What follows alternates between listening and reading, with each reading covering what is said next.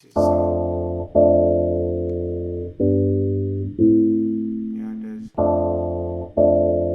yeah.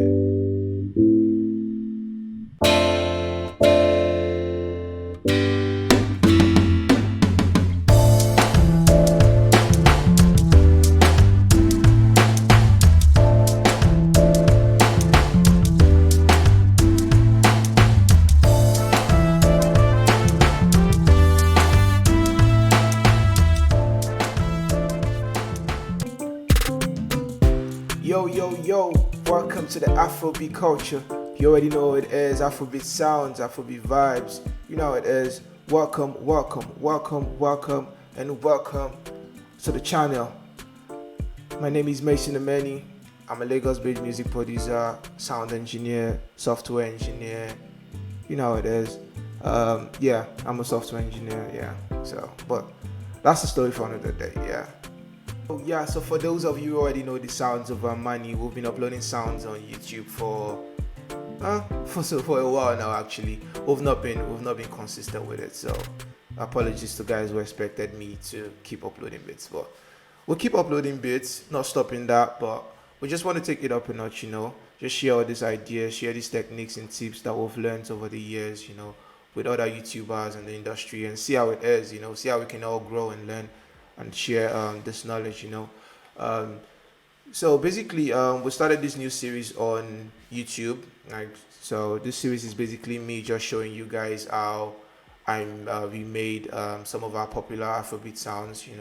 And sharing these tips and techniques. They can actually help you make similar sounds. You know how it is. You learn from just watching these videos. And I actually started like from watching these videos too. So it's crazy that I'm now actually teaching what I've learned over the years, which is good. You can be that too if you want, if you really want, if that's what your thing is. Um, so from the thumbnail, I'm sure you already know. Today we'll be looking at Wurld sound. Wurld, that guy is crazy. I love his sound. He's just dope. If you're a fan of Wurld, just drop in the comment section below and let us know how far. And if you have ideas for how we can make this series a lot more interesting and stuff, I'm open to new ideas. Um, Sorry, shout out to Cheesy, shout out to Shizzi, shout out to Shizzi, shout out to Word, shout out to everyone basically. Let me just shout out to all my subscribers that have been subscribing, even though I wasn't consistent. Some of them reached out to me and was like, "Oh, show us how you made this, show us how you made that," which is crazy because I have a full time job and I have to still, work around this stuff. So apologies to most of you guys that I didn't reply, and so let's just get down to it.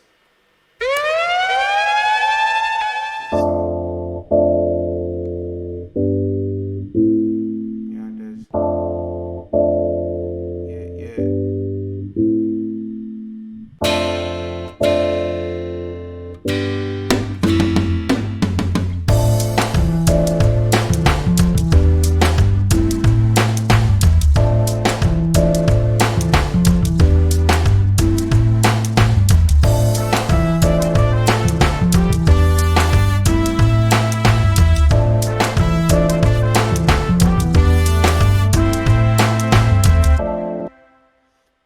So yeah, you're feeling it. So yeah, I'm feeling it.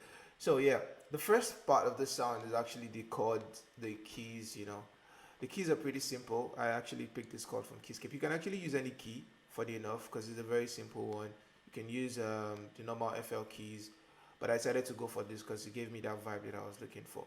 And also, the keys were just kind of bare, because if you listen to it without, I added a filter, the FL filter. A lot of people know the FL filter is basically just the Footy Love filter. So taking that out, you can actually hear that the sound is not okay. Sorry, the sound is still there. Can you hear that? Yeah, it's just there. So adding this to it gives it that vibe. You can already hear it. You're feeling, yeah. So the next part of this sound is the string. It's actually the string guitars that you hear in here at the first. It's the second section of the first part. So which is good. This is just There are a lot of plugins that can actually give you the same sound, but I decided to go with Real Guitar Classic because it has that really nice guitar sounds and stuff, which is nice. The next one, and what I did here, the trick is I got two sounds. Usually I would just get that one, bounce it, and then pan it left and right. I had to just because, well, my CPU can handle it. But for those of you that your CPU can handle it, handle these plugins. And if you really want me to, I can actually share these plugins with you. Maybe you can have my own license or something if it's allowed. I don't know. But um, basically, what I usually do, I just take this guitar when I run it through the processor and then I process it. I bounce this and then pan it left and right, so that way it gives you that vibe. So if it's different. If you play this, the problem with this is if you play this together, like I don't want to show you where we can look at that. But basically, what I've done is just have two guitars, pan one left, pan a slightly right, but slightly left. So it gives you this sound that you're hearing. Because without that, I'll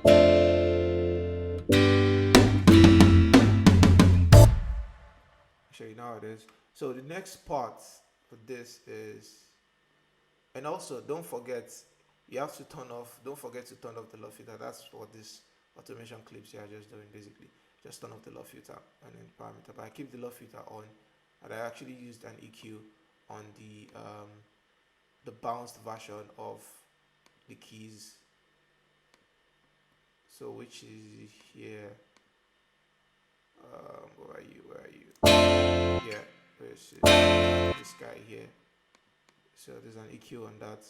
So you just roll off the lows and basically just to make it cleaner, you know. And then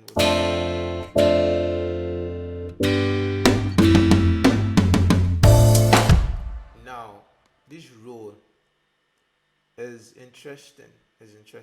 I actually made this roll from my where are you? I made this roll from, I was using addictive drums, so I made these rolls with the thumb basically, but it wasn't in key, so I had to bounce it and then tune it a little bit. So one mistake a lot of producers make is not tuning their drums and tuning, because if you make this sound from, I know there's a way to actually tune it from here, but I don't know yet. So the best thing I would just what I would advise you is bounce it. So for those of you who don't even know how to bounce it, basically you're on the playlist, just do this render as audio or whatever to bounce it, and then you can then get the version, and then you can then tweak it. Because if you look at the row here, I actually pitched it up 2 semitones just to make it fit a bit. It really doesn't fit very well at first. It sounded something like this, which made the bass sound flat. So if you hear how it sounds like, it's just there. It doesn't sound all that nice. So let's get down to. So I have this shaker that comes in here. Before going to the drums, let's just look at the shaker because I might just forget. So I have this shaker, this afrobeat shaker. It sounds something like this. You already know it. It's just a normal afrobeat shaker that's there, and then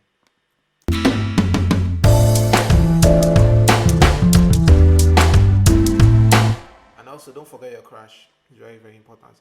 You can use a clap for this. Usually they use a clap with the reverb, but I decided to go with the crash because I'm using a normal acoustic drum. So it's using a normal addictive drum. So it's different from the normal digital drum that you'd have. So I decided to use a crash because the clap would work, but I think this is better. Sorry.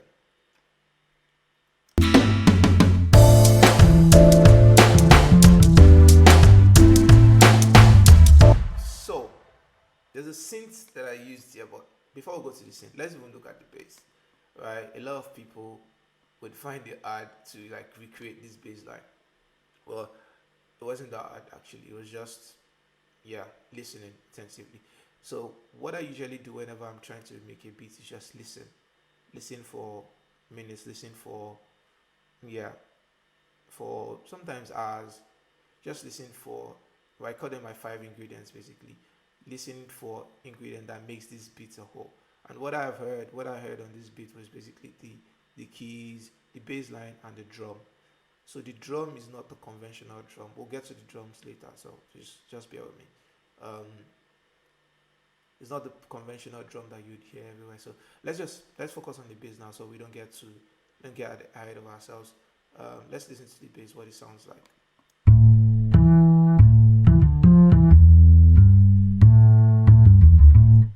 So you can hear the bass. It's very simple with some few rolls here and there. So it's just basically the roll at the end of the first phrase and the roll at the end of the second phrase.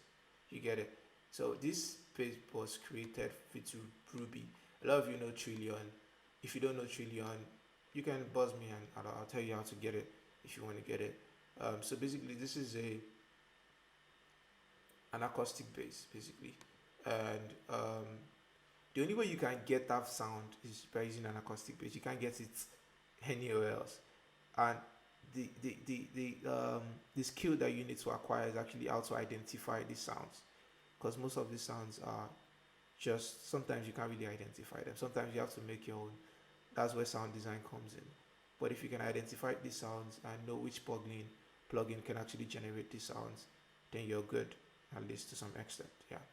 So let's listen to the bass again.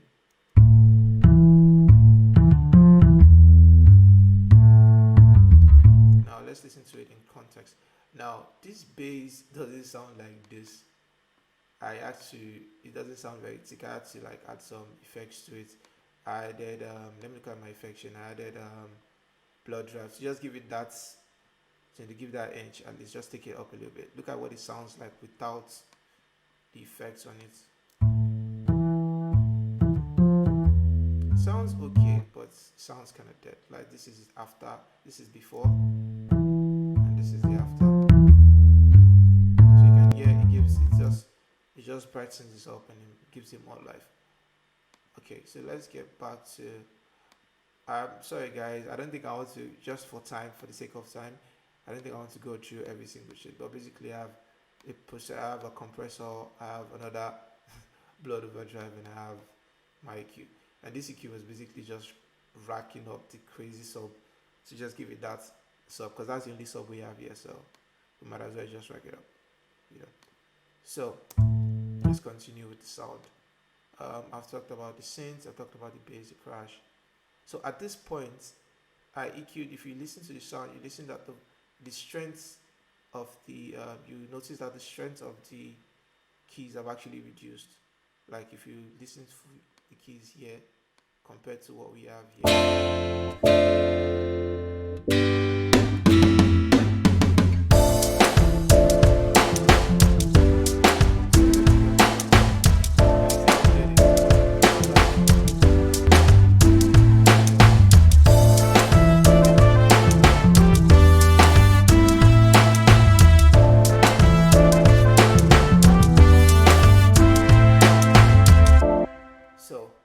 Yeah, I actually used that EQ to just reduce the voice. And you noticed, I'm sure a lot of you noticed how dead the acoustic bass was without the effects I added to them. So little things like this can actually help your production. And yeah, so let's move on to the next part. So the drums, I never mentioned the drums. So I made this drum from Addictive Drums. Basically, it's pretty simple actually. It's just it's very simple. Now, actually, what I would want to do is set this, because I'm feeling it has a lot of rumble and bass. I can choose to kill them out, but I feel it's nice with it's better this way. That's basically that's everything. But there are variations of these drums. There's a variation to this drum that comes in at the second part of the, I think the second verse here. So that's basically the drum, is just that.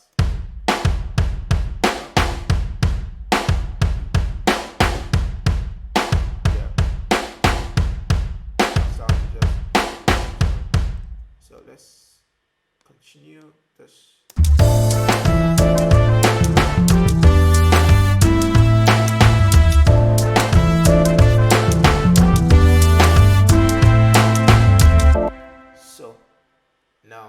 interesting part, the trumpets, the brass section, the sax, them boys. This is like the fun part of this sound. Like it's just crazy how you hear the trumpet just come in and like a session just come in between the song. Well, this is because I don't think um, you can actually sing on the spot. You just want to listen to it and just enjoy that part, and then move on to where the artist is actually singing, which is good. If you're very good, you can actually make that work. But you notice that in a lot of Sarz song, like he just gives like this small session where he just gives like a solo, or he does his own thing, and then the artist comes in and continues the song. So yeah, let me show you how I made this sound. So I made this sound with contacts. Yeah, so this is what happens when you have so many plugins loaded. Might take yeah. So it finally came up. It almost crashed on me. So I'm sure a lot of you guys know how it is. Especially when you're using contacts. Contacts is just a crazy CPU holder. Guys, crazy. So yeah. So one reason why you just want to bounce it, make sure you bounce it, because if you don't and you have like 3 instances of constant running contacts running on your system, it just messes this up. You can be doing a live stream and your system will just crash, and you're like, oh, what the hell? So let's listen to the sound. So now what I did with the sound, another same thing, something similar to what I did with the guitar. Actually, it's actually the same thing. I had 2 sessions and I panned one left, panned one right, panned the other right. Yeah. So it's the same. It's actually identical, but I actually added the filter to added an EQ to one of them. So one sounds heavier than the other. Let's look for the brass. So this is what it sounds like.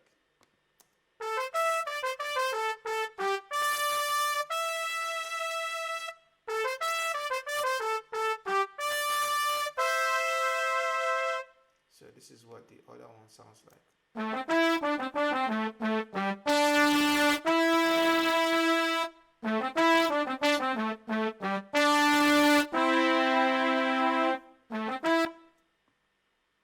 So basically this is just both of them. If you listen to them soloed, you see that I panned one right and panned one left.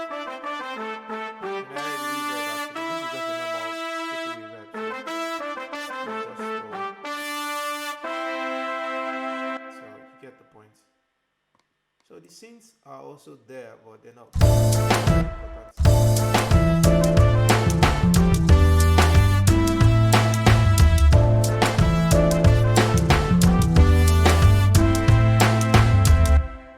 So there's this small phrase, there's a short phrase here. Yeah, I don't think it's important, but I just thought I let you guys know how this was. Just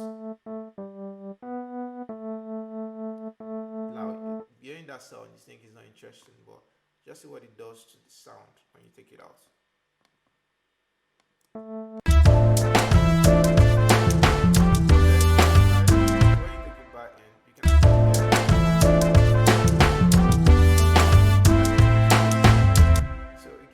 This confirmation that we'll get into a different vibe. So it's not just na na na na na na, Right.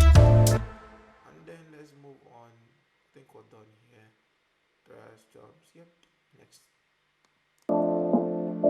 So we get to this section where the artist is actually singing. Now understand that whenever an artist comes into a different section, they are feeling like they want to express themselves. So if you have too many things in your song that is just distracting the artist, they would not express themselves. They would not be able to express themselves as they would. That's one of the things that I learned the hard way. Because back then when I started producing, I just wanted to add stuff, because yeah, it's good to add stuff. It sounds loud, it makes it sound. But then at the end of the day, if the artist can't perform, why are you actually making the beat for? You know what it is. So let's get down to let's look at the synth, because it's more or less the same thing. What the difference between here and the other side is just the synth and the filtered snare. So let's look at this. Let's look at this the synth itself. So the synth is still playing the same thing: D, G major, and A minor. Let's listen to that. Only now. So it's sustained, and then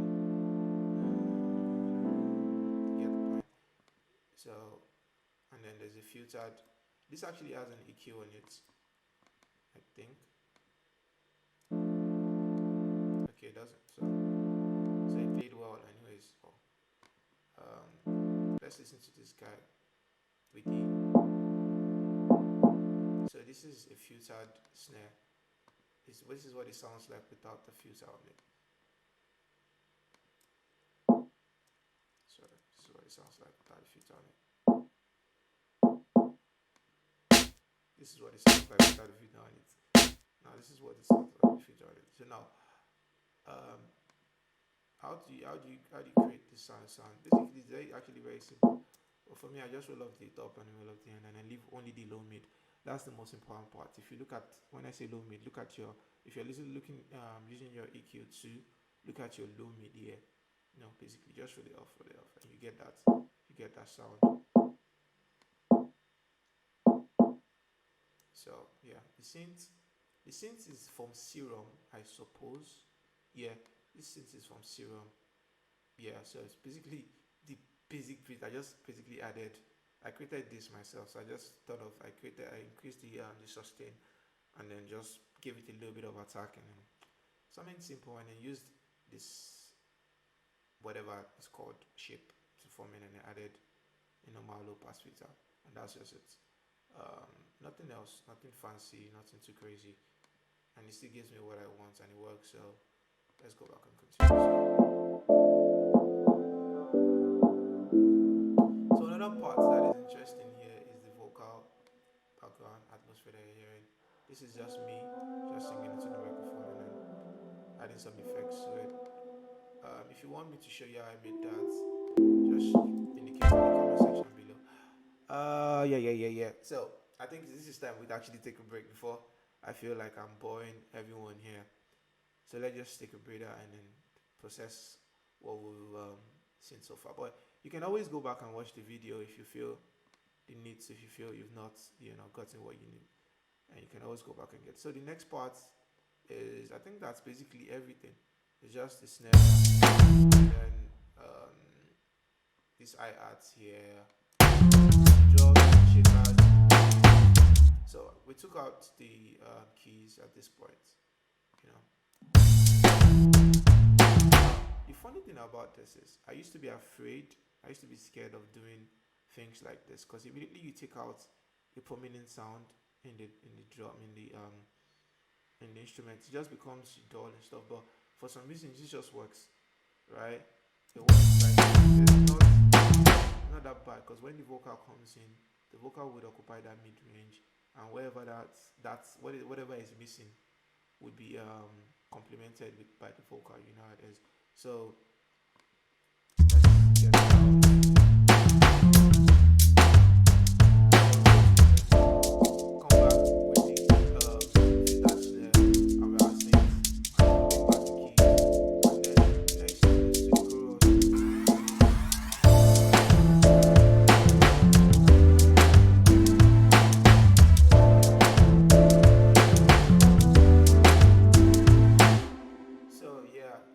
So that's how I made Wurld show you off. Now, if you want a lot more of these tutorials, like, guys, it's crazy, right? It's crazy. My own is just to share this knowledge. And if you found this content very useful, please like and share, subscribe. Please subscribe. That one is important. Like and drop comments, and let's share ideas. Let's share inspiration. You can always reach out to me via my email. I'm sure my email is somewhere there. Let's communicate, let's talk, and